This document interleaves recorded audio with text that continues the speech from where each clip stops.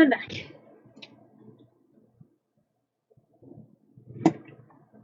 Did you take breaks while streaming, or is this full 14.5 hours of Minecraft, no breaks? I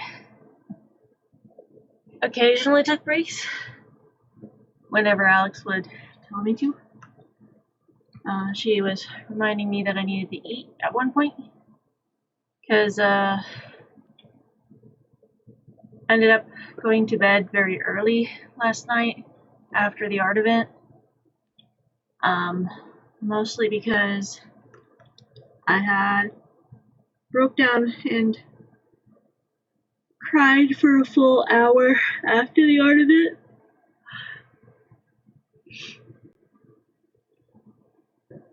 So I was very tired.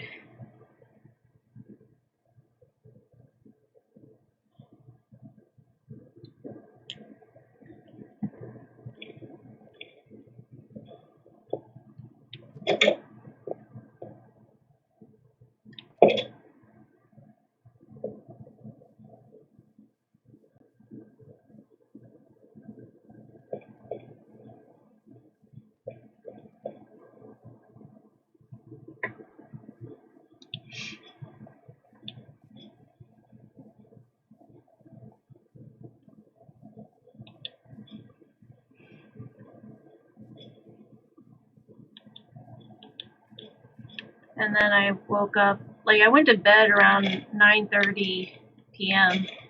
and then I ended up waking up around 4 a.m. And then I've been streaming since about 4:35-ish this morning.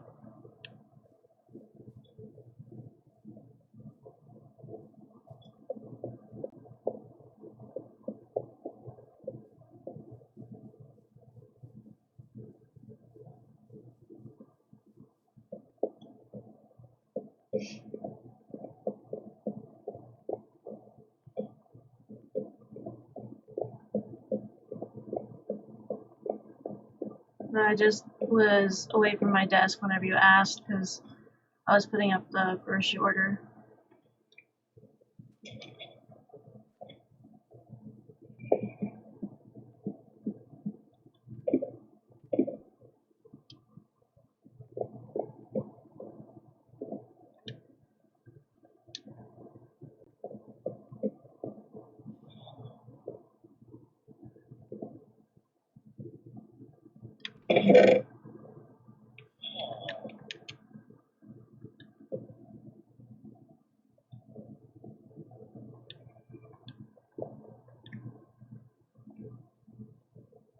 Yeah, I noticed from 7 a.m. I think it was that you were streaming. I'm like, what's going on over there?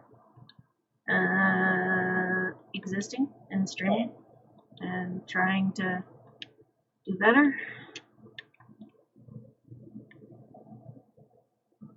But I wanted to pass the time and not be alone with my thoughts, and I couldn't get back to bed, so I streamed.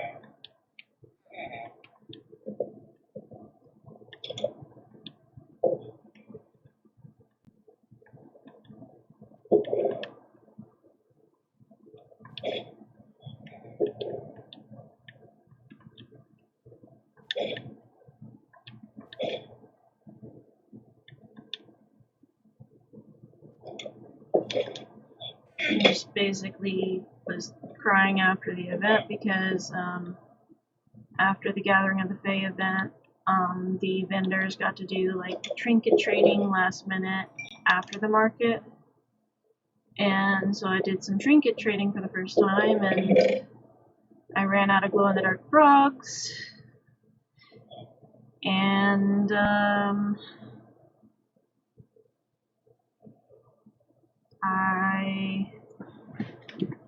one of the trinkets that someone traded with me was a blacklight little mushroom figure that they made out of clay and painted, and just little UV active glow-in-the-dark mushroom. And the friend that passed earlier this year in February from the pulmonary embolism and pneumonia, was very big on making a lot of colorful mushroom art. And so I broke down crying because, like, it reminded me of them. And I miss them.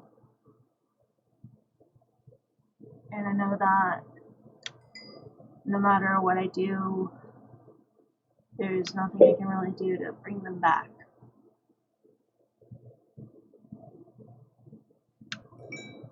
And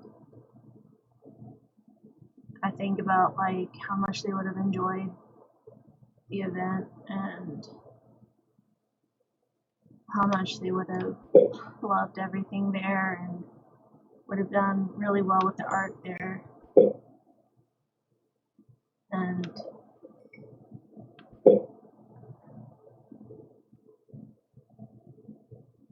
a couple people after the event were asking if I was okay, like why I was crying, and I explained why, and it just, one of the trinkets I got reminded me of a friend that was very important to me. And then I showed them their Instagram and showed them the art that they made and pictures of them, and they said that the person looked like they were a very beautiful soul, and that the life they had just shines through the art they made, and that they were just so full of color and whimsy, and they were a light of color in this world. And I'm like, yeah, they were, and they still are. And I just wish that they were here.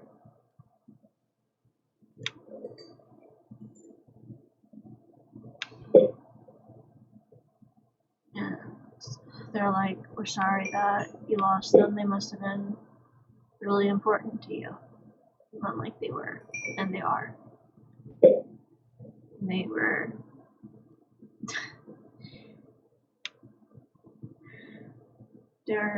they were a very unique person,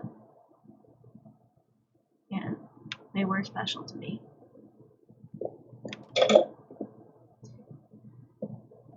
Special enough that at one point I shot my shot, and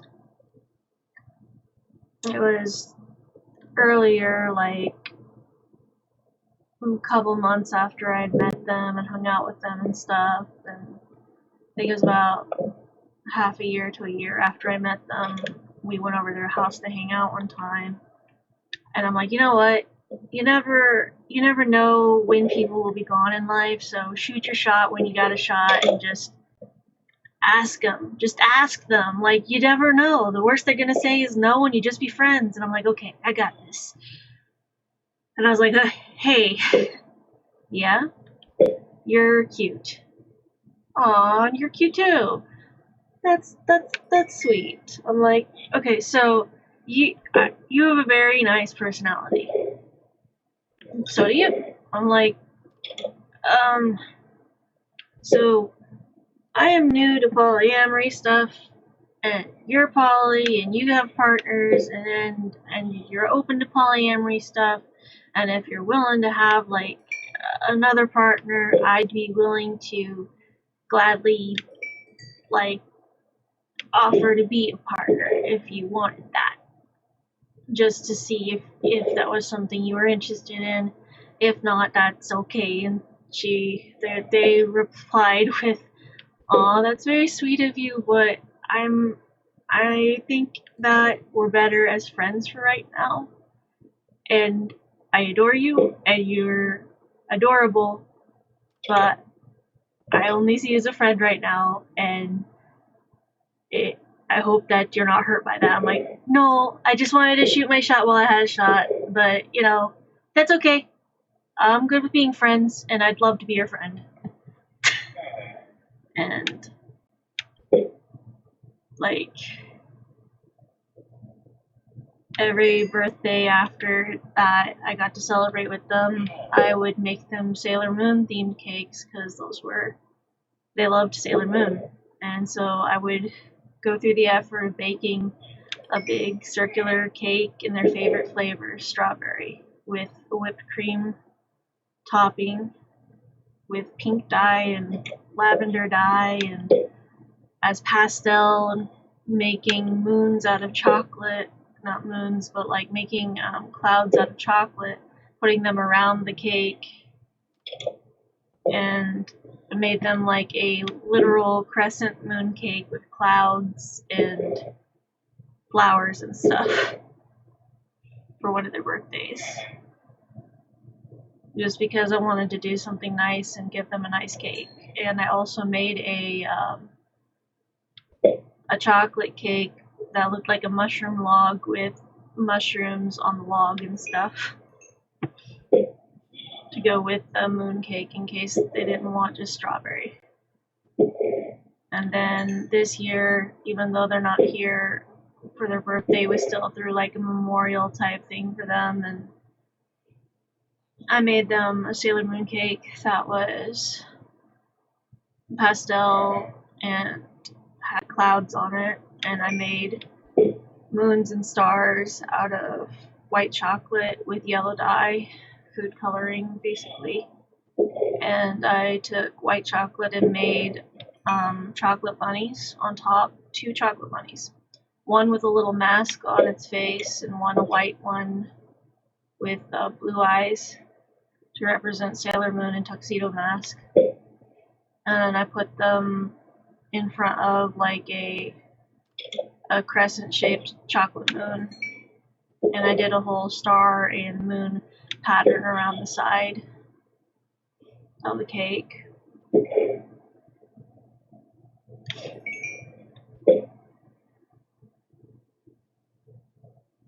But yeah, just they were special.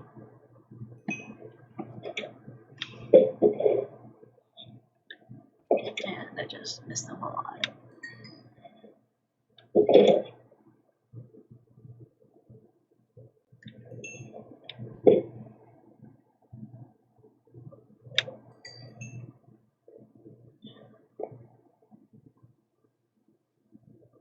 I wish that there was something I could do that could just make them exist again.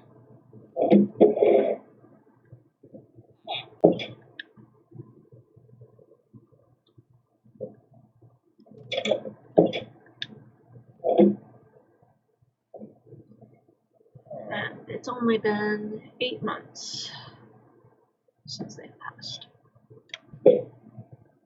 And it's still very hard.